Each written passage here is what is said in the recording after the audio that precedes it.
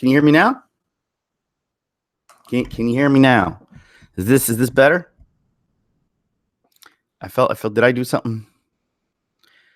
I think I had the microphone on mute for some unknown reason, and I don't know why. Yeah, that was weird. All right, guys. So I'm going to repeat what I just said because apparently I must have sounded very odd just talking. So that must have been very odd for you guys. So now you can hear me. So yay! Wonderful. What I was saying was that there was a kid crying in the hallway before I started this live stream. And he was crying in Spanish, and I don't know what he was saying. It just said, like, kids do. Their mouths are open, and they just. I was assuming he must have been crying about Game of Thrones because it seems to be the most reasonable conclusion that I can come up with. That he was crying over what happened to Targaryen. I think the queen that he must have been watching the Game of Thrones last night and saw what happened to his beloved characters and just has been inconsolable ever since, because that's most of Game of Thrones fans have been feeling. So it has to be that. That's what I was thinking. So yeah, usually I just kill a little bit of time before when a whole bunch of people come. I don't know why everyone seems to always come right in the middle, right in the thick of things, and I'm about to get right before and afterwards repeat myself. But if that's the case, then that's the case. Anyway. Yeah, so this is getting a little out of hand with the writing team. This has just become absolutely abhorrent. Like we invest so much time into a series only for the directors and the writers to just say, we're kind of tired of this. Let's just throw it out. Let's just quickly get rid of it, get it out of the way because we have other projects to do. And it's just sort of sad because a once great show that was well written, well thought out, one of the last few things that was actually really, really good, has gone the same way as everything else, and that's just gone to crap. There's no salvaging this anymore. And it's just like these guys want to do Star Wars, and Star Wars has enough problems as it is, and now you got like this, it's on the horizon, and it's just. See, for people who want to make an apology for them going, well, they're just tired of it. They got some, they don't want to do it anymore. And they, so whatever. And still want to forgive them when it comes to Star Wars. I'm talking about the directors of this, who are now in charge of the new trilogy, we assume, for coming up for Star Wars. Not that it matters because Star Wars is practically dead anyway. But point is, like, for people who really expect that these guys are going to produce good stuff for Star Wars, and then you think, they were just fatigued after all of these seasons and just wanted to do something new, and that's why the lack of quality. But if you take pride in work you've done, and that's sort of like the whole thing. It's like a guy who's performed well an entire season, hockey season, and just like he plays his best, but just the final game of the playoffs, the final game 7 in the playoffs, and it's like, the do or die crunch time thing, and he's tired. He doesn't want to play anymore, and he just sort of checks out in that game because he's done with it. That's a person you don't want on your team the following year. It's not a person you want to hang your franchise on. Someone who when the time gets the crunch time, and just because he's tired, he wants to go golfing and he's sick of the season, he doesn't perform at his top. This is where they should be actually trying to prove themselves worthy to make anything further. This is where if I do not subscribe to they're just tired, so let's just move along to the next thing concept. Because if you are in it, you're in it to win it. And I know it sounds cliche, and it really is, but in the end, you gotta perform to the very end. And this, especially now at the crunch time, when this is what everyone's sort of waiting for, and this is the crescendo to the whole piece, and you can't, and you phone this in, you phone this part in because you want to do something else, you're onto something new, and you're just tired of it. That just shows a lack of quality, a lack of character, a lack of personality upon their part.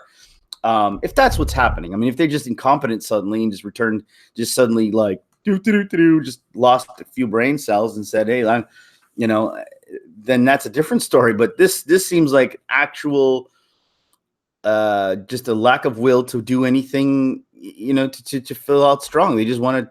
It's a lack of quality, plain and simple. And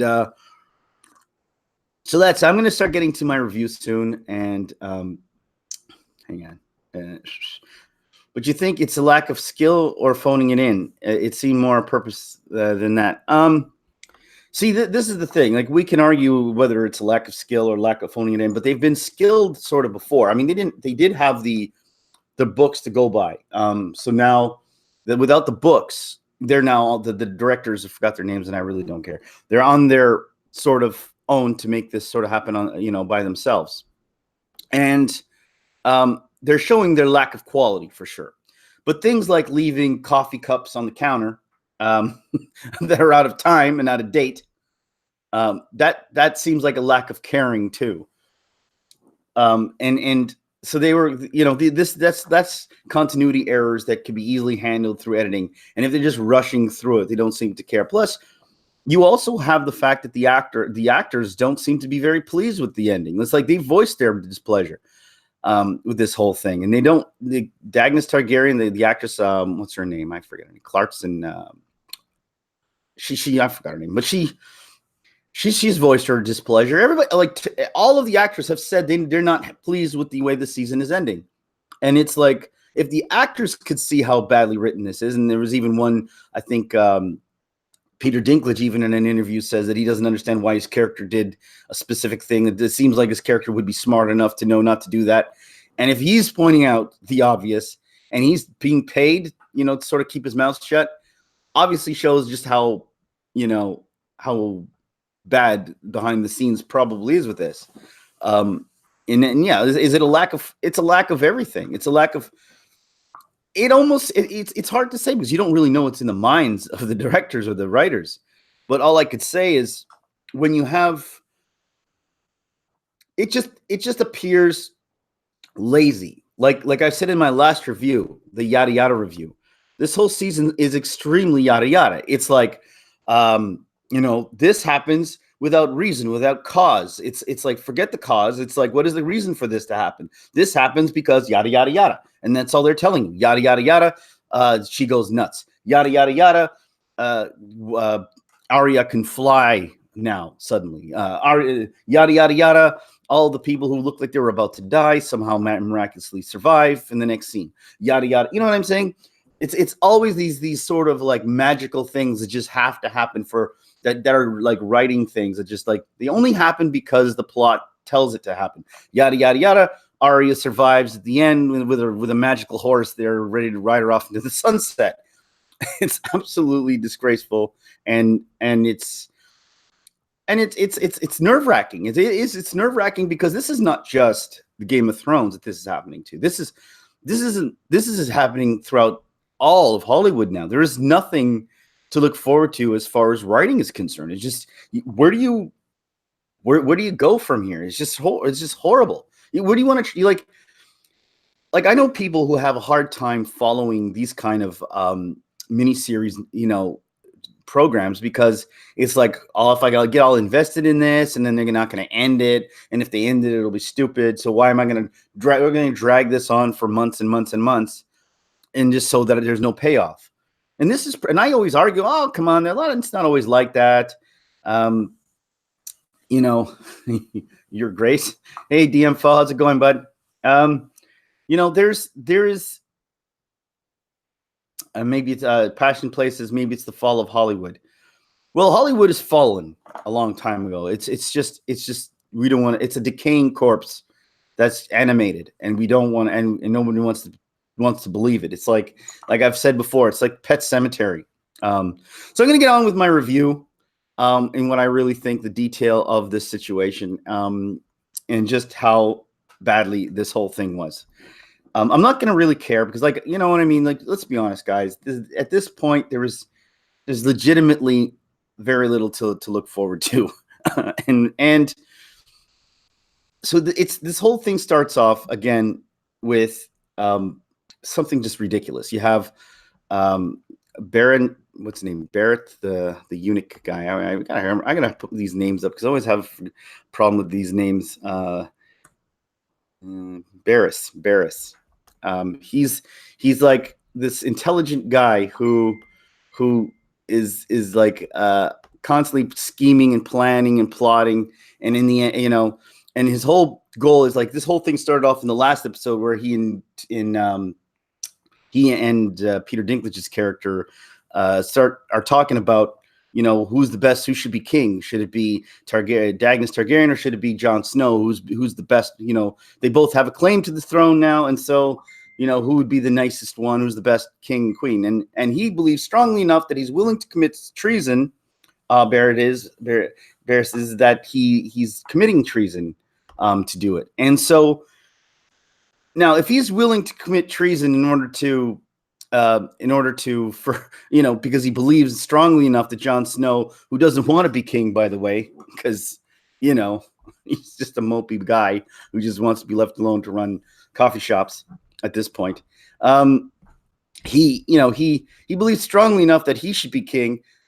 Then he would probably do everything in his power to not have Targaryen as the queen. So him just giving up and getting killed and murdered, letting himself get killed, is just stupid and asinine. That he just accepts his fate. So so Peter Dinklage's character, he finds out that he was committing treason, and then rats him out to the queen, and then the queen just says, well, off with his head, or death by dragon fire.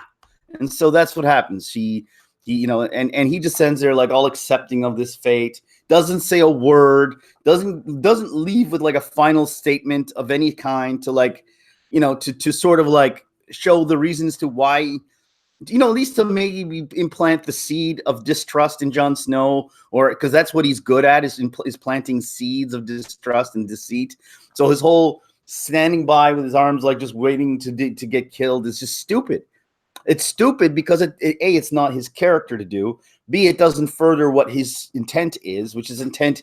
If you're going to commit treason and get and knowing full well you could die to doing it, didn't have it for a reason. He commits treason for no reason. He burns the letter, and then he just stands there idly by watching it, going, "I hope I'm wrong.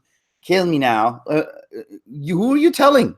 You should be planting that to the guy you think should be king. You should be standing there with your final moments, telling Jon Snow why you shouldn't trust her. And here's another thing that would also make more sense to make her go mad, because that's another thing. We don't have a reason for why she goes mad, which is a whole different story. So that already was annoying me, because I'm just like, so he just goes quietly, doesn't say anything, doesn't give a secret letter to someone else, doesn't do anything. He just accepts his fate. All right. It doesn't mean you become a martyr by doing something important.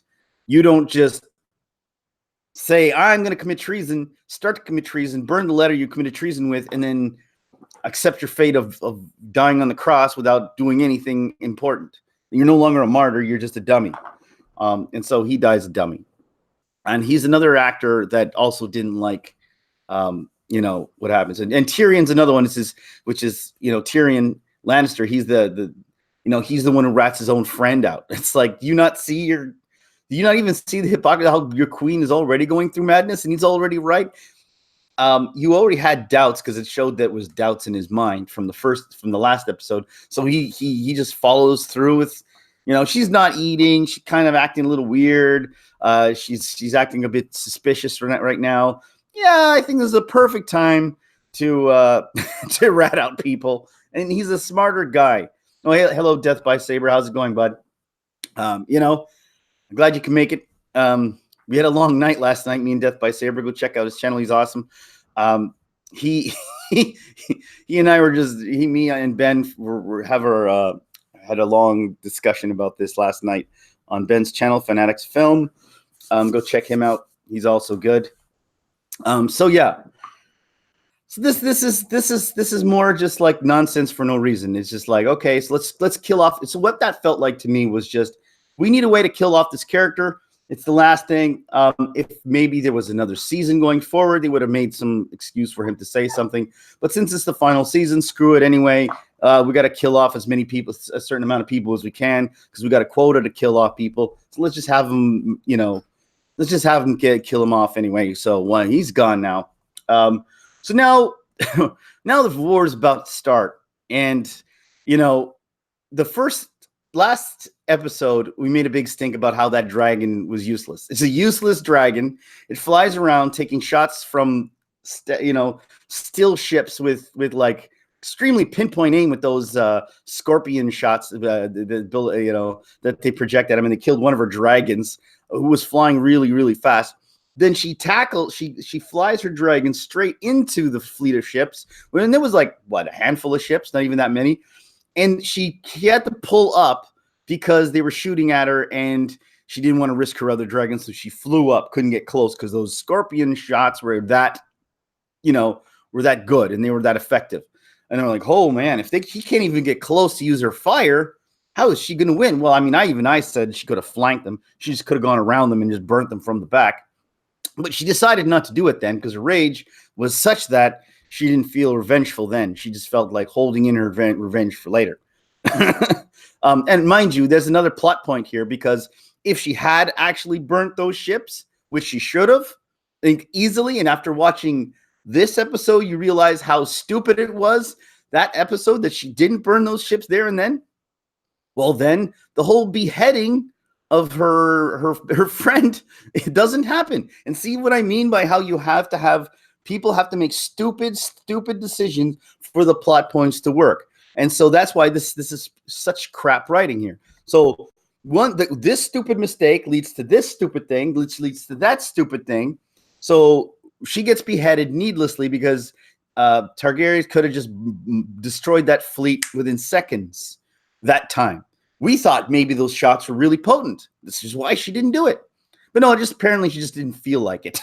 and so she's all angry. She should be angry at herself and more than anybody else. And now we show that in this war that starts off, they said Tyrion goes to Targaryen and there was a scene before that, which is the scene that also sort of hints at her madness, guys, because she's starving to death. She's upset because her maiden or her friend got killed, and so she's now beheaded, which she could have prevented, which you just mentioned. She then she then calls, like, Jon Snow walks in, is like, you're not eating and blah blah blah, and he's like, well, don't worry. He's like, oh, you're gonna be she's so paranoid that he's gonna take over as the king, and he says, I don't want to be king. I don't want it. Like, I don't want it. I don't want to be. I don't want to be the king. And so she's like, well, kiss me then, you fool. And so he's like, prove you love me. And so he kisses her with his half-assed kiss, which I said was kind of like that episode of Back to the Future, which was like Back to the Future, that kiss that Marty and his mother had. It was just like, like, you're kissing your aunt. Of course you're going to have that feeling. DM Foe says, feels like it was directed by Ruin Johnson. Lots of gotcha moments. Yeah. I'm gonna get to that gotcha moment because I have this whole thing like planned for that, like discussion point that I have in my head for these gotcha moments. This subversion of expectation, which is what writers think is genius nowadays, guys. They have to subvert your expectations, and Rian Johnson liked to subvert our expectations, and now these guys, these directors, want to subvert our expectations. The only expectation they're subverting is our expectation for something half decent. Where we were expecting half decent writing and good plot lines and a satisfying ending, but they subverted our expectations and they gave us nothing. None of that. They gave us anger, confusion, and just loss for no reason, without payoff, without any remorse or moral lesson of any sort. So, so now we get to that point where, you think that those scorpions on the castle walls, those ones that shot down her last dragon, would have been important or at least somewhat effective, but it proven that it isn't, because apparently her dragon is so powerful, guys. So powerful her dragon is that it melts through actual rock. Like, how great is that? I mean, that's an effective fire. I don't know, fire that can melt through rock is pretty important. There's not even a projectile coming out of it. It's just melting rock within seconds, guys. Seconds. Like, it's insane. It's just it's just for the reason of what? It couldn't, like the dragon in the last Winterfell in the battle with the White Walkers. That dragon had a hard time. It couldn't get through the wall that easily. But her dragon melts through wall, concrete or stone wall like it's nothing. And it's absolutely, it's so stupid. It just melts through the entire walls. It's so bad. Like, okay, so none of the scorpions are effective at all. And meanwhile, we're talking about ships of hundreds and hundreds, like, of ships now, just poised with their shots at her. They get one shot off, and then they just, I don't know what to do now. And then she destroys the fleet with ease, the Navy fleet. Just, they didn't even need an army. They didn't need an army in this movie. Like, she could have done this a long time ago with her dragons. She didn't have to build a damn army. All this stuff that happened to this moment was not even necessary. You don't need an unsullied army. You don't need your draconian. You don't need any of those armies that she built up to this point. The 3 dragons could have taken over the whole thing alone. Death by Sabers. The dragon's flame melts stone walls like butter. Yeah, exactly. And didn't we know that dragon's flame is that effective? Apparently, guys. And if it was that effective, why the hell did it take so long for nothing should have prevented her from destroying, for taking over at all? Like, she didn't even need an army. She totally didn't. She could have done this by herself. And so anyway, so after, she melts the walls, the army feels they're completely out of sorts. Cersei, who says not a damn word this entire time, she's just sitting there with her face just, this resting bitch. Well, she's giving me the Brie Larson face the whole time. That weird smirk for no reason. Your arm, and she just wasn't, she was doing like the Black Knight, when they were saying, I think your army's gone. No, it's not merely a flesh wound. No, it's okay. It'll be all fine. It's still good. It's still good. Your scorpions are gone. It's still good. It's still good. Like the Simpsons. And so she's standing there all stone-faced, not making any motions, not saying anything, not showing any emotion, which is another problem with this episode. No one shows emotion at all, except for when she sees Jaime, her lover that she tried to assassinate. Now she loves him again for reasons. So, and that's another ex machina, yada, yada, yada moment. Jaime can't get into was sent by Tyrion, who apparently, remember Tyrion, who didn't want to commit treason against his queen, commits treason against his queen by letting go a prisoner of war. Woo, so good for no reason. I believe in my queen. I believe in her wholeheartedly.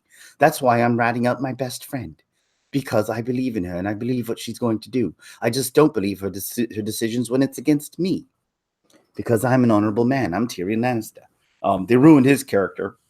And she says, go, Kingslayer, go rescue Cersei, because Cersei is she's not a whack job who tried to have us assassinated last episode. Let's forgive and forget sibling rivalries and such.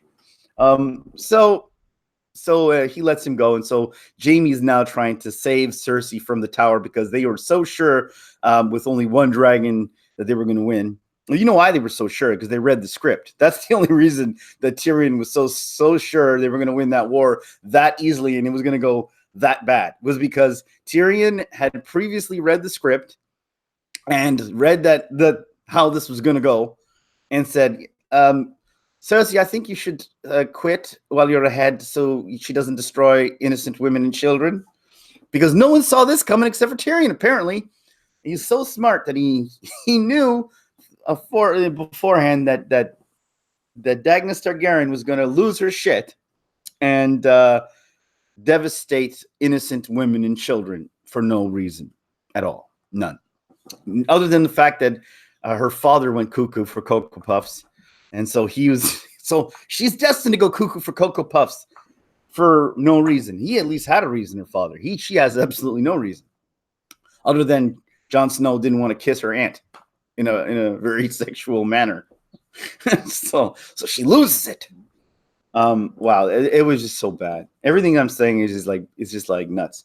So they give up practically without a fight. The army, the war is done, and Cersei's forces just throw their swords down, and then they ring the bell. The bell in which Tyrion said, "If you hear the bell ring, Daenerys Targaryen, that means you win. So let's take that as a victory, and let's not massacre innocent people." So she comes with the dragon, perches it up like it's like almost like a victory growl was going to happen, but then she just for some reason spazzes out. She just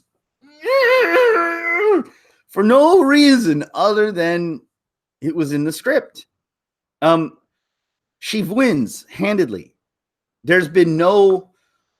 She's dealt with death before, so her vengeance is based on Cersei. So even if she wanted some vengeance, you would expect that based on the events that happened, her anger would be towards Cersei, and attack the queen directly, or attack her directly with the dragon. But no, instead of attacking her or her forces, which she actually has a gripe with, she attacks innocent people, allowing Cersei to almost escape.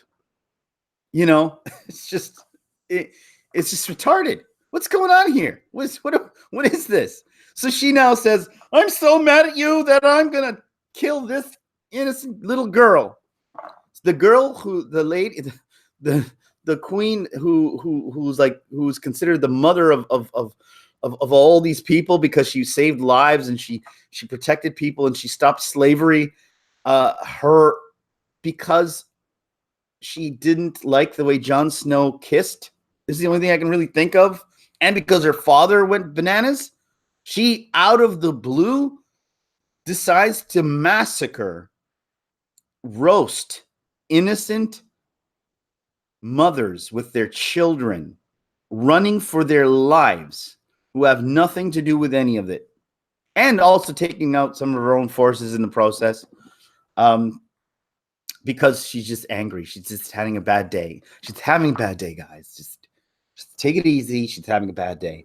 Her and her dragon are a little miffed here. She lost her friend because of her stupid incompetence, but she's just having a bad day. So just let it be. You have Arya, who was trying to do her little ninjistic stuff to kill to kill the Cersei and her. She never gets there because the Targaryen goes crazy and burns everything, so she has to escape with her life. And then the crowning, because the show is really trying to make out Arya to be this hero.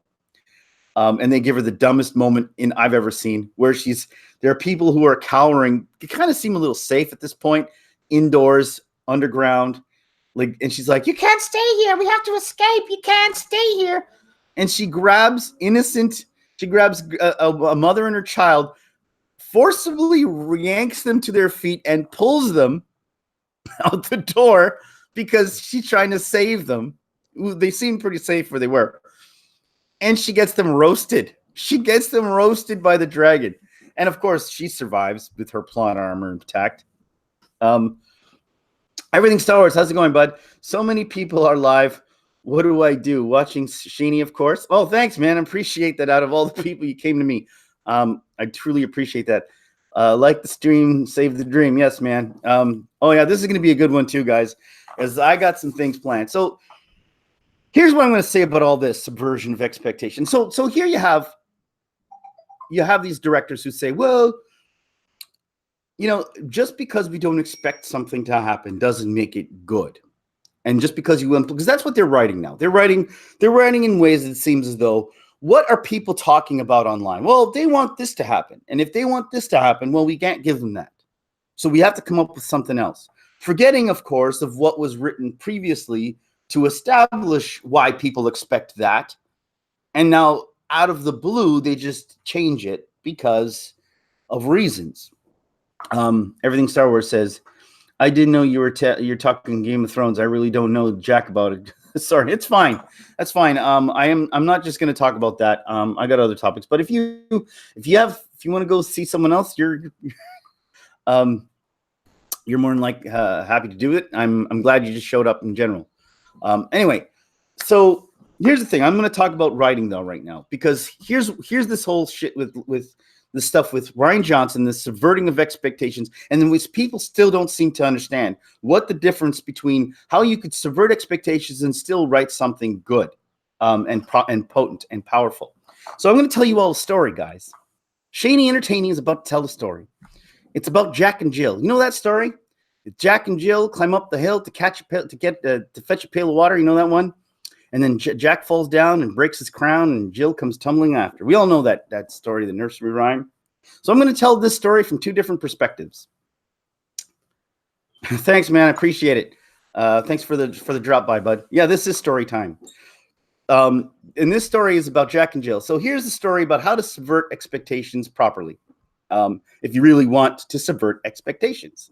So here you have Jack and Jill, heroes of a town that is dry, that right now is going through a huge drought and people are dying.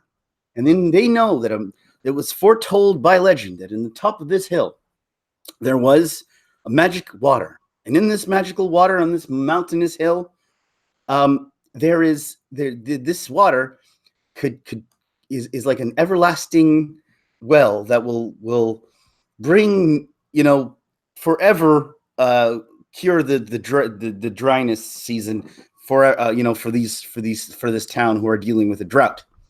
And so they charge their two strongest warriors, Jack and Jill, who happen to be lovers, by the way, and they're great mountain climbers, and they're the only two people, the logical choice, to brave this treacherous mountain to get to this water for the town. And so what they do is they take on their journey, and this is not a regular journey, because this is a very hardcore mountain. We're talking, there's a lot of mountain lions up there. It's just like the wind is really bad, and sorry, everything Sarah says. I heard Jack and Jill went up the hill and both had $100. Jill came back with $200. See, that's subverting my expectations. So Jack goes up the hill. Sorry, so they take on this treacherous journey, and as they climb up the hill, even though they're really strong people, and both of them are, they're tethered to each other like most mountain climbers are, and they climb this hill. And this hill this weather is getting really bad, and it's windy. There's a lot of like rocks that are falling, and they're scraping their knees, but they're thirsty too, because they don't have a lot of water on them. They have very little bit amount of water, so they're thirsty, and they're starving, and their mountain lions they're trying to avoid. And as they climb, and their legs are starting to buckle, and the closer they get to that water, the harder it just gets for them. And it's cold, and they're shivering, and they're just slowly inching their way. Their knees are buckling, but they have to get to that water because everybody on the ground is looking forward to this water. They need this water to survive. Without this magical elixir water, they're going to die. And they climb, and they're using every ounce of strength they have. And Jill's, I can do it. You can do it, honey. I know I can do it with you, baby. And they're just climbing. And then as they reach the top of this peak of this mountain, and everybody who's watching is counting on them to get this water. You have to get this water, Jill. Jack, you got to do it. And just as he's about to grab that bucket of water, as she climbs up that hill, his knees, that's all he could take. He's exhausted. He's done. He can't do it anymore. His knees, his legs buckle under him, and he falls. He goes falling down, and because they're tethered, she comes tumbling down after him. And in the end, they both die. And it's a very tragic tale. Now, how is that subverting expectations? Well, if you're going into a story not knowing the ending, you'd be like, I really hope that they survive this. But in the end, you want to subvert our expectations, and they died. They died because we expected a happy ending. Unfortunately, we didn't get one, teaching us the lesson that sometimes in life, you can't fight nature, and sometimes in life, you just don't win. And that's, if that's the nihilistic view you want, well, good for you. And they climb up that hill, but at least it made sense, because they made the fact that his legs, tired. They made the journey treacherous and arduous.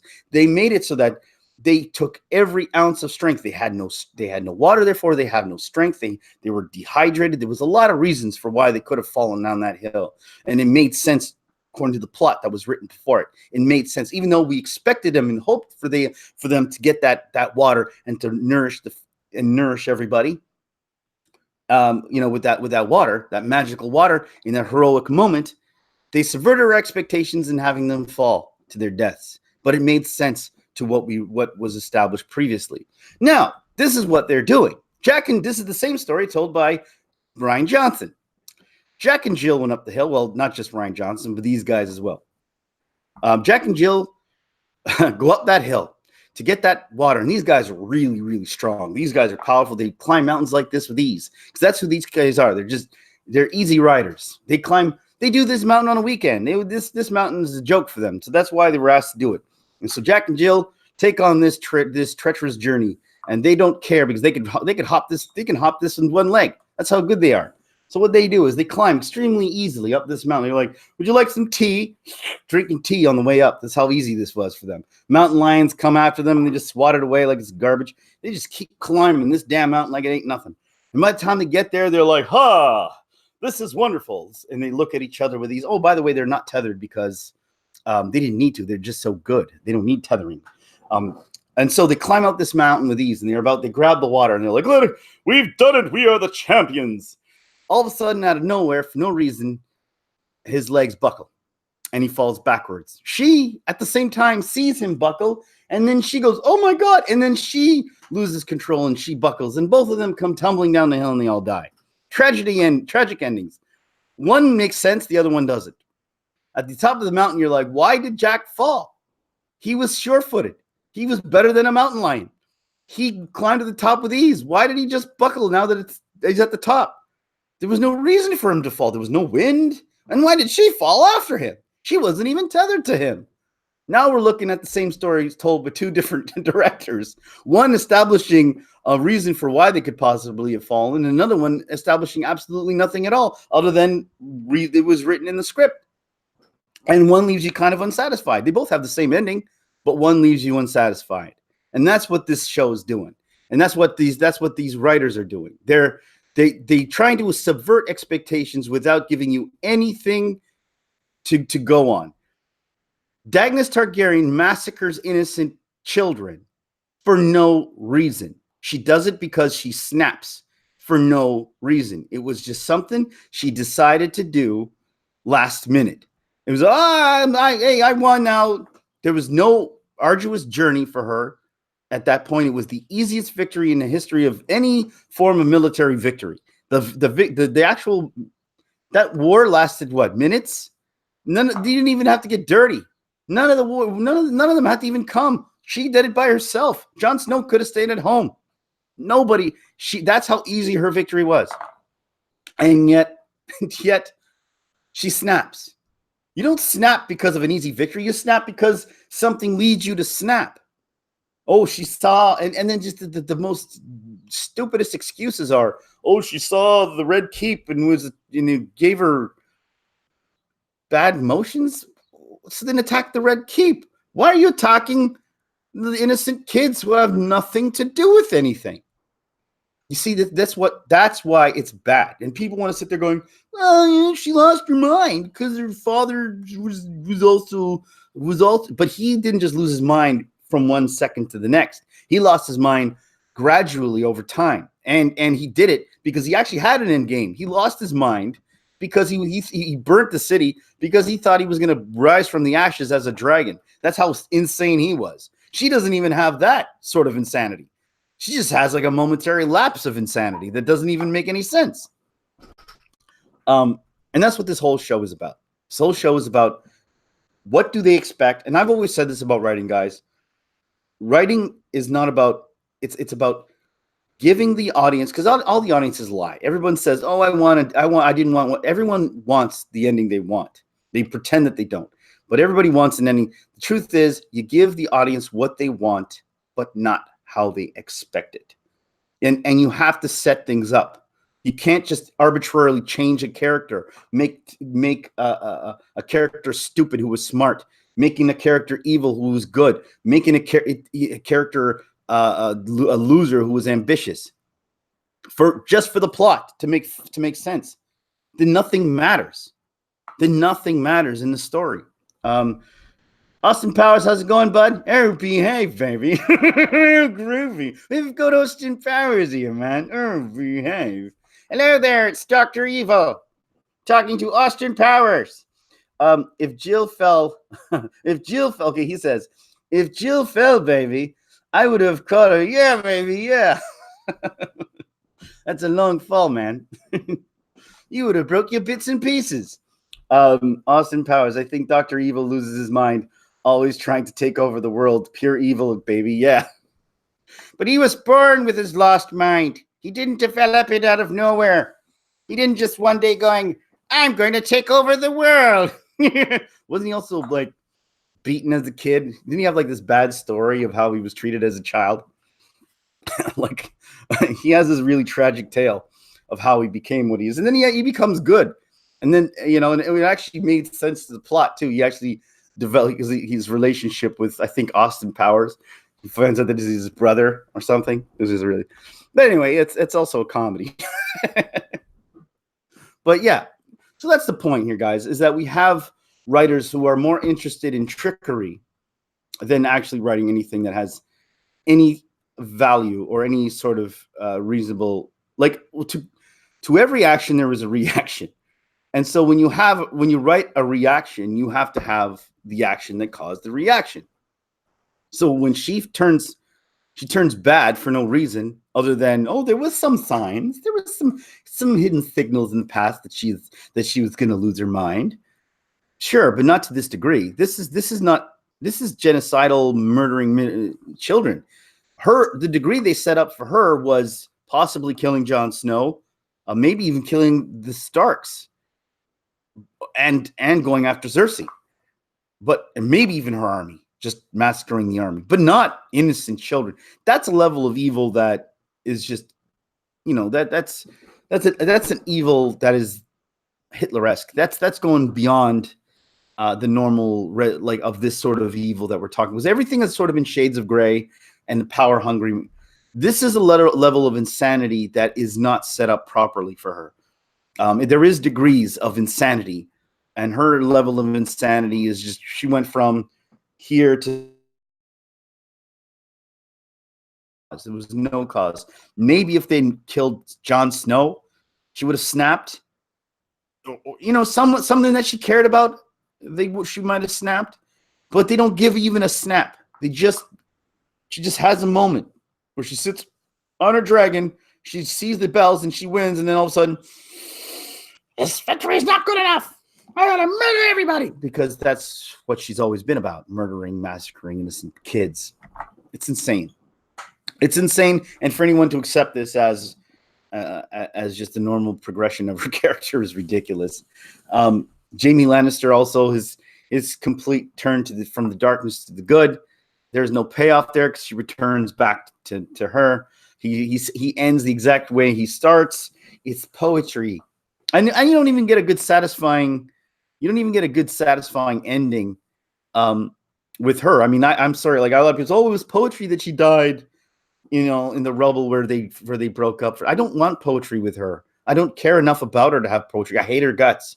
She's one of those that, like Joffrey, I want to see her massacred in the most horrendous way. I don't want to see her sit there getting poetry and ending in the arms of her betrothed lover. That's too good of an ending for her, in my opinion. And since when did this become? Since when did Game of Thrones become this thing where we give these poetic endings anyway? And now to the villain, they give a poetic ending, but they don't decide to give a poetic ending to any of the good guys. What kind of crap is this? Oh, they're really subverting expectations. Oh, then you have the fight with the Hound and the Mountain. Another one that just, again, for reasons that he confronts his brother in the corridor, and Cersei's there with the Mountain, and Cersei tells the Mountain to go attack the Hound, or to protect her, to stay with her, and he goes and ignores her anyway and goes to attack and confront the Hound. And then she's like, "Oh, screw this," and then she just walks. Excuse me, gentlemen. You guys are gonna fight. Excuse me, gentlemen. Sorry, really important girl here. I can end the war if you killed me right now. Excuse me, gentlemen. Sorry, coming through. And they just let her go for no reason other than the script said so. The Hound could just like quick little jab to her back and still confronted his brother. But no, he just ignores Cersei as she walks, the most evil creature in the world. Just sees a side steps. Excuse me, coming through. Sorry, don't mean to disturb you two gentlemen. You guys go right ahead.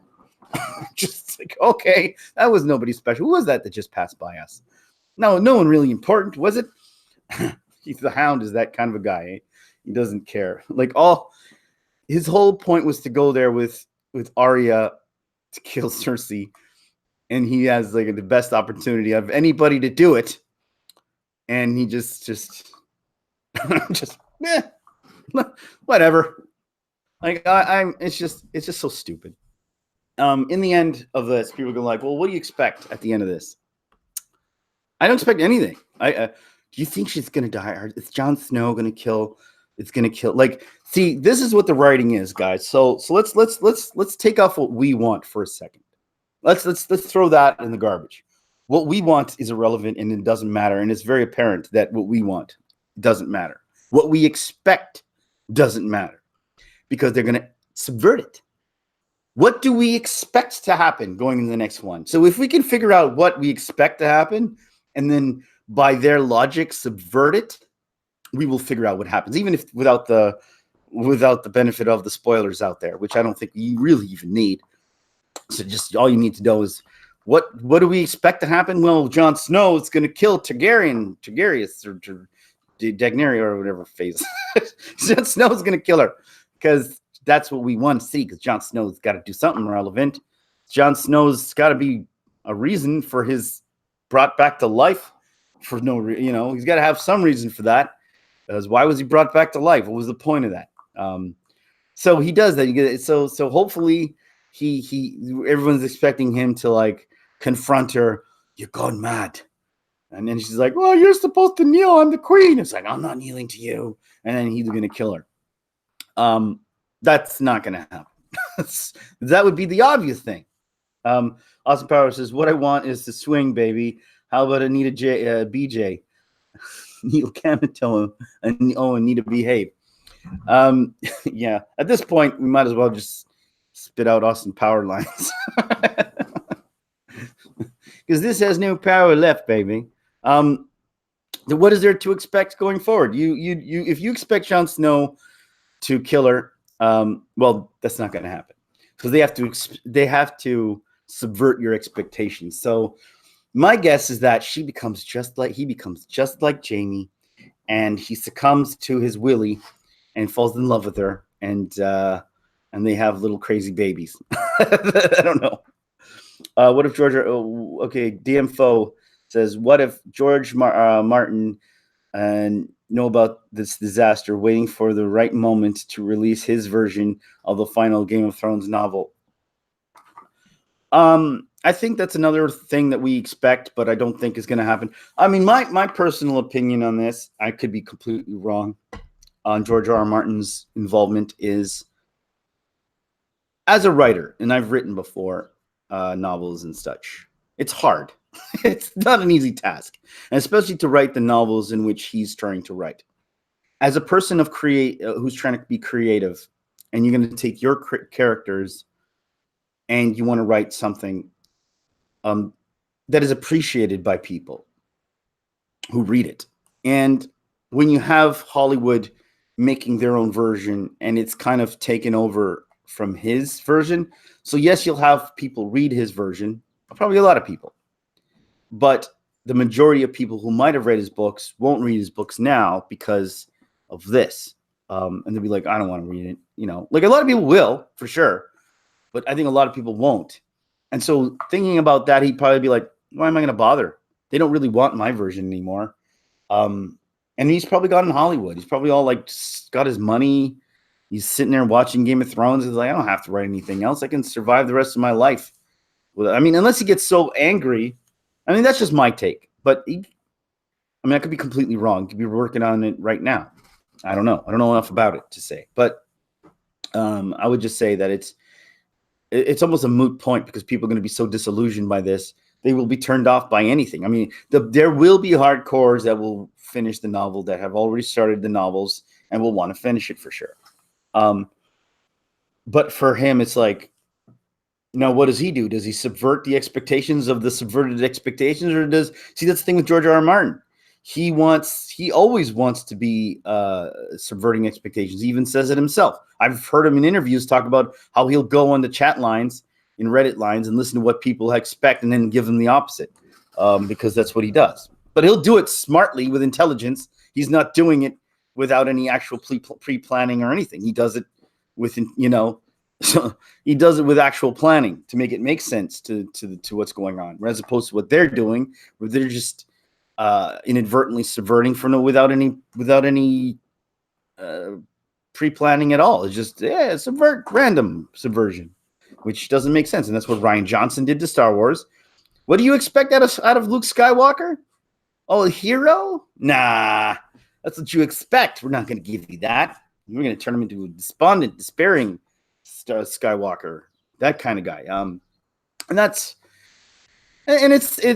what writing has come to nowadays. Unfortunately, that's why it's so frustrating. It's like there's no creative. First of all, there's no creativity anymore because they're just copying other things, whether they're taking from somebody else's established book or they're taking from something that was already written, or an old franchise and rebooting it, or repurposing it, and then they're doing it in their own sort of half-assed way. It's just bad. It's just bad. It's hard. You want to like things. You want to look forward to these things, and with each disappointment that comes out, it's just another, like, just saying, why am I bothering with this? This medium is dying. They just don't have anything stories left to tell, or they do, but they don't care to tell them properly anymore. It's now about what people want and don't give it to them. It's like ego. It's almost like an ego trip, kind of. It's like, oh, I don't want them to guess my ending. These guys already guessed it. Well, that sucks.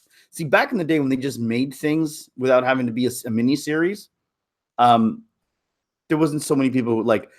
For instance, a trilogy is kind of like a mini series in a movie form, right? So, like when you talk about the Marvel Cinematic Universe, this movie leads to this movie, which leads to that movie. Back in the day, where you would just make one-off movies, you could write a movie and people would be satisfied with the ending. But now, because everyone's talking about it and there's so much buzz about it, which is a good thing for you, you're now sitting there going, well, I wrote this and they're guessing it. Well, that sucks. Well, I don't want them to guess my ending. So now I'm gonna have to change it just because they guessed it. It's stupid. Why are you guys guessing my ending for? Well, we're guessing it because we've seen everything before. And when you actually write something that leads to a direction, unless you write something genius that has multiple directions. This could go this way, it could go this way, or it could go this way. Now you get to choose which direction is it going to go. You know what I mean? Like, could she be good? Could she be bad? Could she be this? Could she be that? But when you have the direct line to the one direction, and then you just cut that direction off without warning or without any other cause or justification, then it's stupid. It doesn't make any sense. And that's what we have here. We're not just with this; it's with everything now. And what I'm going to talk about next. So and does anybody have any other questions about this show? Because it's really, going forward, there's really nothing left to say about it. It is what it is. It's a disappointment. They're dropping the ball right at the crucial moment, right at the goal, right at the fall, right as they're running into the end zone, they drop the ball.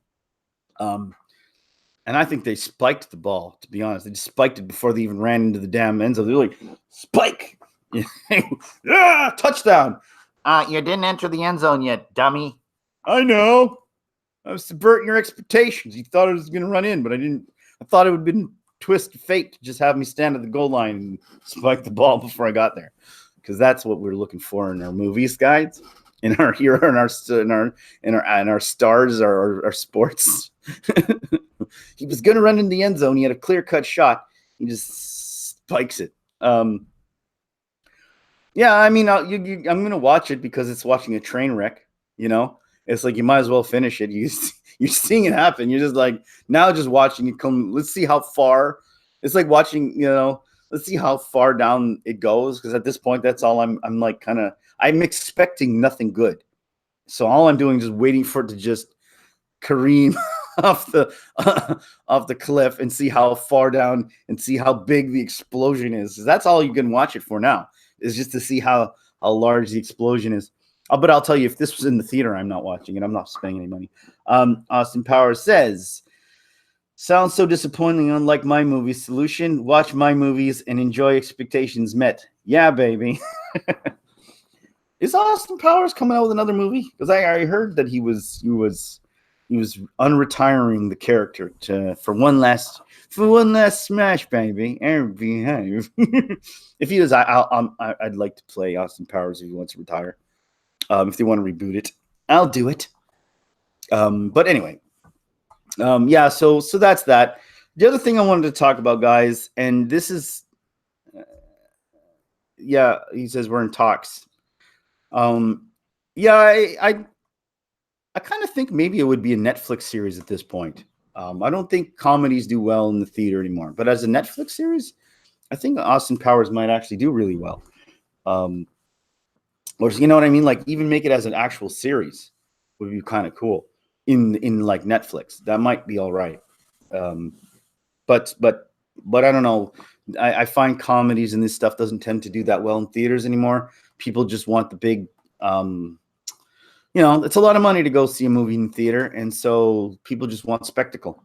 And well, most people like spectacle and horrors are the only really two genres that are kind of guarantees in the theater. And as far as Austin Powers, like Mike Myers, maybe back in the day was a draw, but at this point, nobody like most, he's not that big of a draw anymore. And I find you're going to get a lot of, and then you think about it, Austin Powers is going to be sexist too. They're going to be like male bashing. Oh, my mummy buttons all day. Just kidding. There's going to be, no more machine gun jubblies because that's sexist.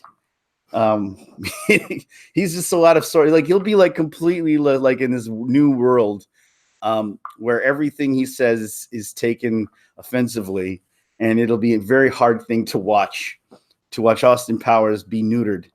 Because I mean, all of this stuff's just sexual innuendos. I don't, what is he gonna?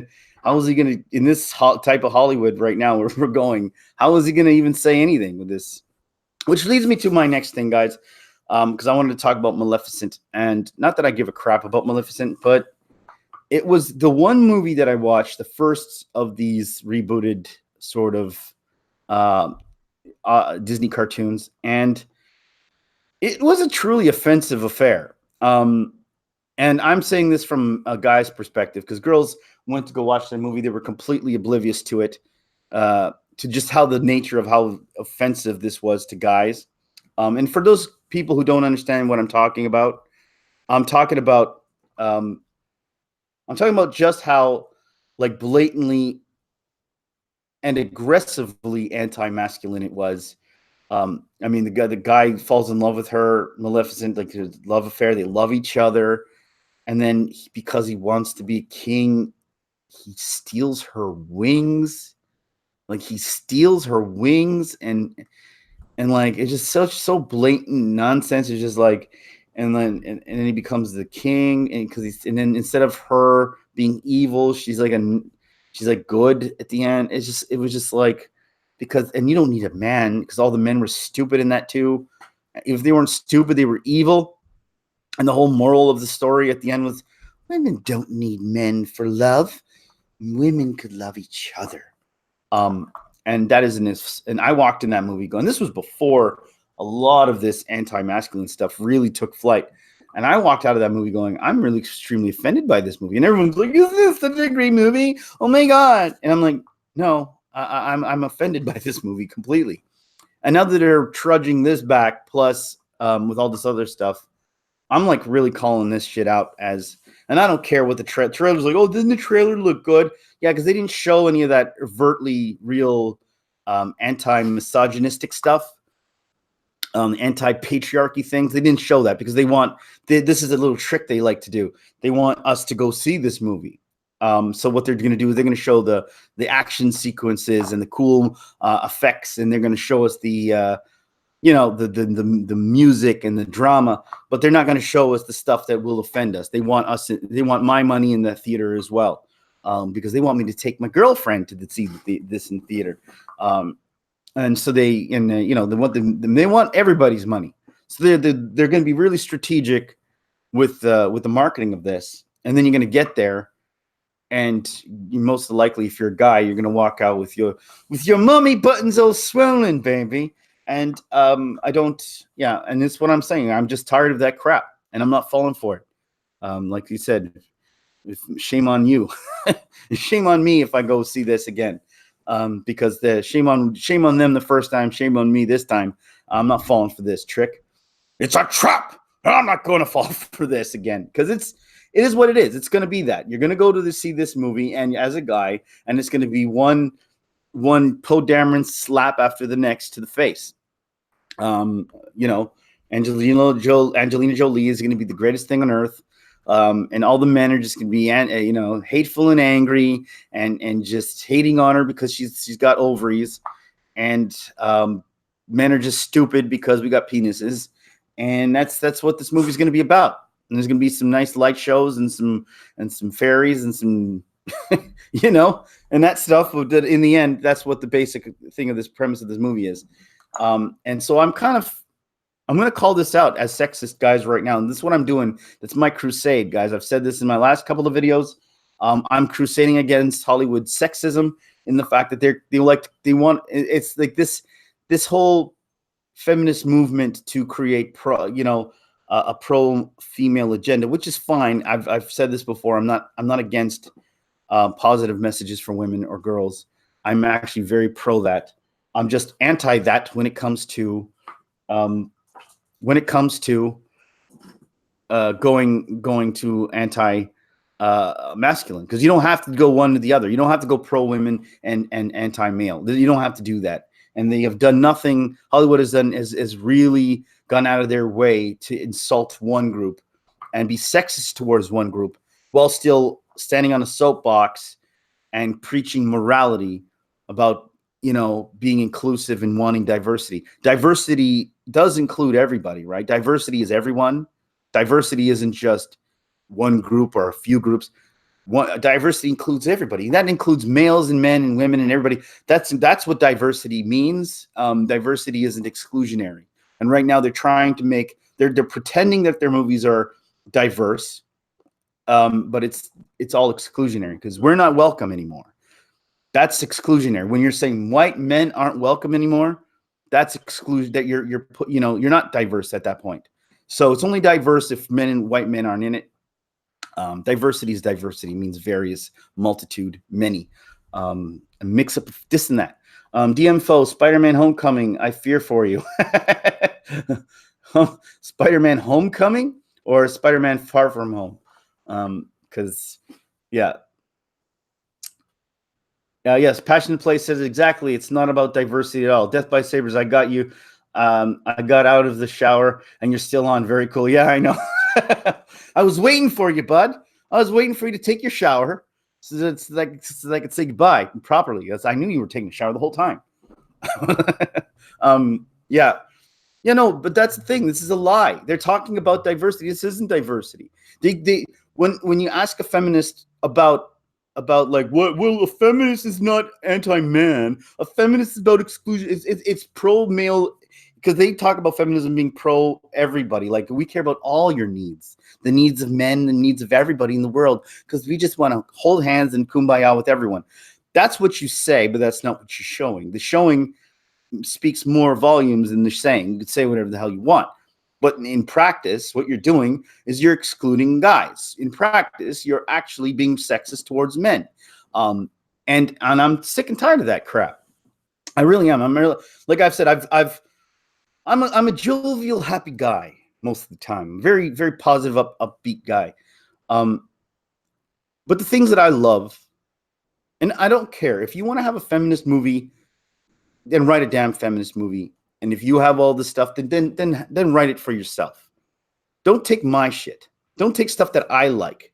Then change the shit that I like and use that stuff against me. And then call me sexist for not approving of that. Don't take Star Wars, change everything, use that as propaganda, call me an asshole, because that's what you're doing. Calling me a sexist and a racist for not liking the changes you've made, which those changes were directed to belittle me and what I am. And everyone else gets diversity Everyone else gets represented, and then the representation that you give to us is a slap in my face, and it's an insult.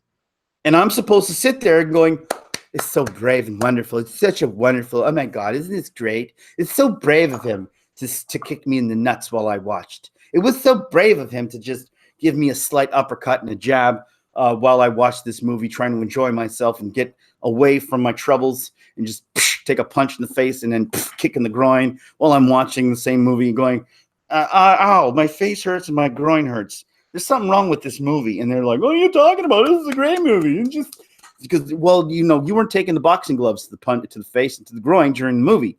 So, of course, you're going to sit there and loving it. But the old fans, I'm picking on Star Wars at this point, the old fans, and Game of Thrones, the old fans of the franchise, the beloved who followed this, are the ones taking the shots, are the ones taking the boxing gloves to the face and the eye. You guys who just came in, who are also not the ones who are being maligned in this, could sit there on the outside going, what's your problem?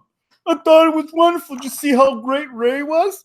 Wasn't she just awesome? Look at Arya.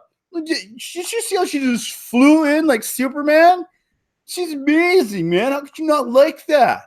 Wow, Targaryen, she went nuts, man. That was awesome. Did you not see how wonderful all this was? And like, you're just new to this, so you don't have nothing to fall back on. And not just that, you're not, again, part of the male persuasion getting kneed in the groin, kicked in the butt throughout this whole time. So, anyway, that's my point, guys. And so when I'm getting, every time a movie like this comes out, I'm pointing it out, and I'm going to call it out. I'm calling out Maleficent, male efficient. I'm calling it out because it's fool me once, shame on me. Fool me twice. Sorry, fool me once, shame on you. Fool me twice, shame on me.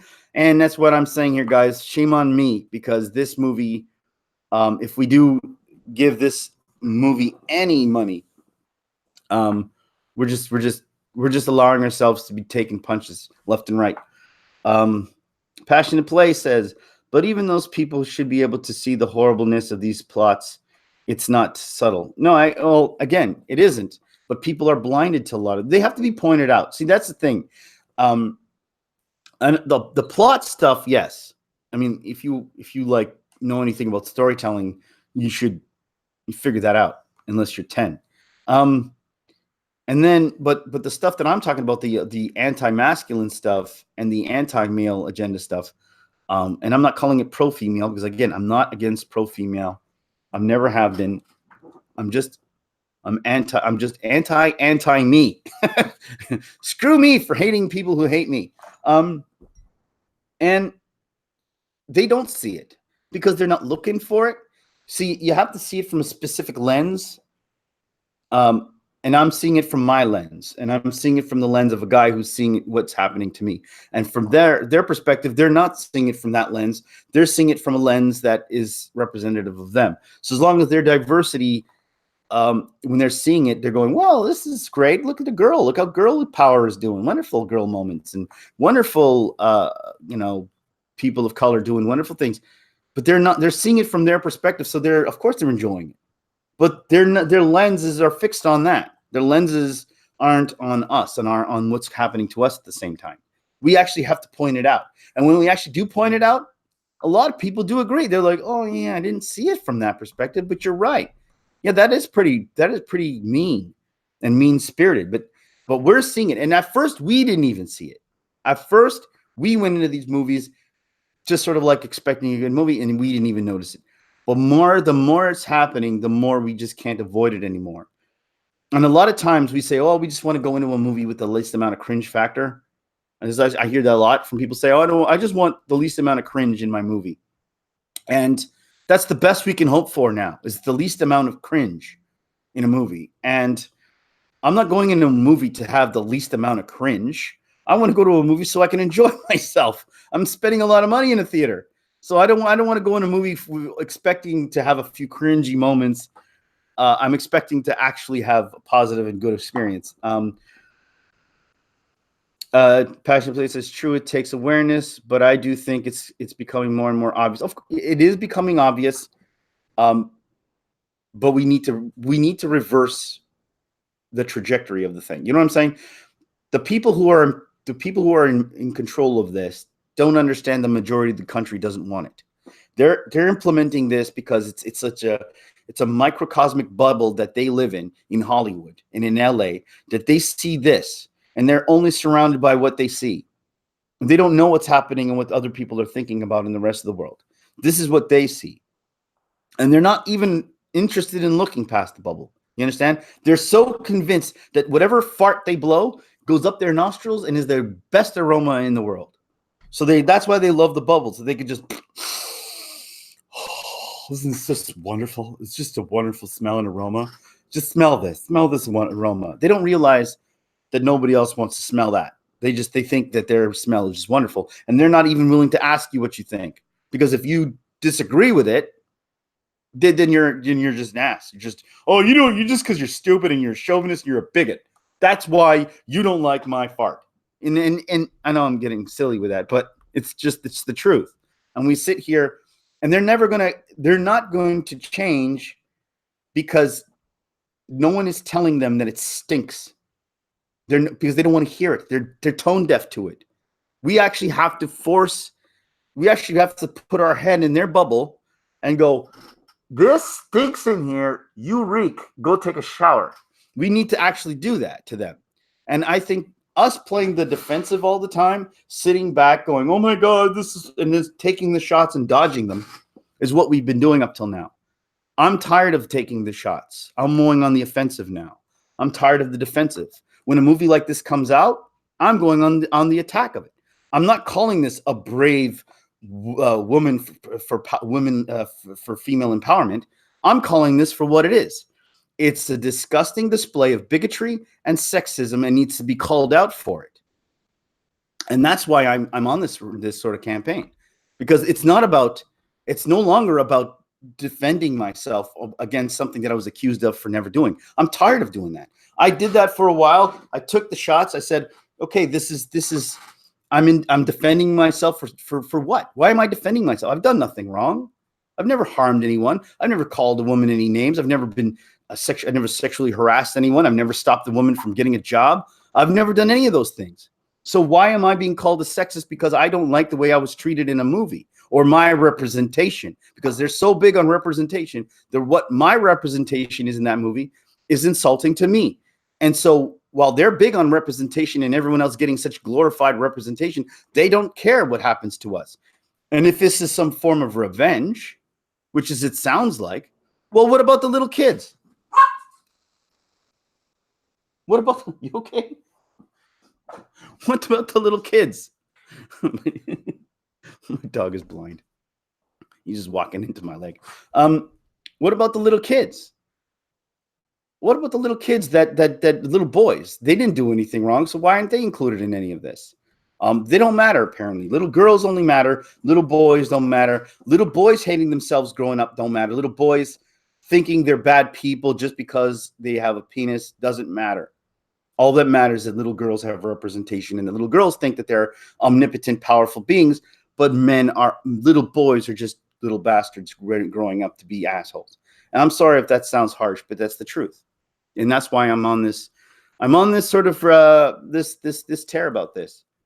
I wonder how much directors and writers are actually ignorant and how much purpose, nasty, deep-stated kind of folks out there. See, what I think is actually going on is that the Me Too movement in Hollywood, that there is something to it. There's a lot of these crusty old guys who have been running the show, who have been doing a lot of dirty, disgusting, deprived things to actresses. I do believe in that. I believe they got a lot of, and I've heard stories that I won't say, but I've heard stories from actresses and stuff that are really disgusting. And they don't call something, there's a term that they call the what do you call it? The couch, anyway, you know what I'm talking about, the casting couch. It's not a term for a reason. There's obviously some truth to that. And for I think that there's been a lot of stuff like that going on. And I think that there, behind closed doors in Hollywood, there is a lot of, I will say, sinister shit going on. And because of that, I do think that there is a backlash to every action. There is an equal reaction. Now, the reaction to this was the Me Too movement, and there's a lot of women that are exploiting this and using this to take their the next step in their careers, which is disgusting because the people who really are affected by this are going to hurt in the long run by this. But you're seeing that there is an exploitation, and I can name a couple of girls or women or people that are trying to exploit this for their personal gain, which is a shame because this is probably a real real problem. And then not just for women, but for little boys and pedophilia and stuff that are pretty big in this. And so when you have Hollywood and these big wigs kind of right now on the defensive because they have, oh my God, the Me Too movement is coming out and they're going to expose us. We've got to play ball with this movement for a while. Let them, let the baby have their bottle. Like pretty much give them what they want because we don't want them to look any further into what's going to really take us down. Harvey Weinstein would be the first to fall, and then it would probably be one after the next, if they pushed forward. But they're just right now, I think these, you know what I mean? Disney didn't care about, not that they should have. They should have made a female superhero movie a long time ago, but they waited till now to do it, and then they forced it into a movie. That sounds suspicious to me. They had two superhero characters that they could have used. They had two superhero characters that they should have used. He just won't stop. They had two superhero characters that they should have used, and they didn't. Female ones. Why? Why didn't they use them? They didn't use them because they didn't care to use them. They decided to use this one because it's a feminist movement one, and this is because it promotes an agenda that they're trying to, I believe, placate, not actually care about. Anyway, guys, that's I can go on for hours, and I'm just tired because I already went for so long that Death by Saber went in the shower, came out soaking wet, and that's the last thing I want to see in vision is Death by Saber in the shower. No offense, buddy. You're a hell of a man, but I didn't want to envision that. Anyway, guys. Thanks for watching. Let me know what you guys think in the comments about all this. I really suggest that we call out this stuff for what it is. I'm on this trip about this. So hopefully you guys can join me along on this vision of mine. Anyway, guys, thank you for watching, and I'm going to go and take this guy for a walk because he's hey, Snoke Spinal Tap. I'm about to say farewell. Thank you for coming. I'm about to take this little man for a walk because he keeps walking into my leg because he's blind. This poor dog is just blind, and he's like, when he wants something, he just goes head forth into it and just keeps knocking in. It's just like, get away. Gets so angry. Anyway, yes, poor guy had diabetes and now he's blind. Anyway, so thanks for watching, guys, and I'll talk to you guys later. Oh, and don't forget, sorry. I always say this, but don't forget to subscribe to people's channels. I always forget to subscribe to my channel. Don't forget to subscribe to Snoke Spinal Tap. Has a great channel. Talks about toys. Passionate Play has a channel. She talks a lot about passionate things and sexual things. If you're into that, please go check her out. And check out Death by Saber. The guy's amazing. He just he makes these really funny pieces of scenes, and he puts lightsabers, and that makes these lightsaber battles is really fun and cool. So just check his channel out. And also, if you guys are interested to watch, we did a live stream yesterday on Fanatics Film. It was really funny and fun. Go check that out later if you guys want to. All right, thank you for watching, guys. And now, for realsies, I'll say goodbye.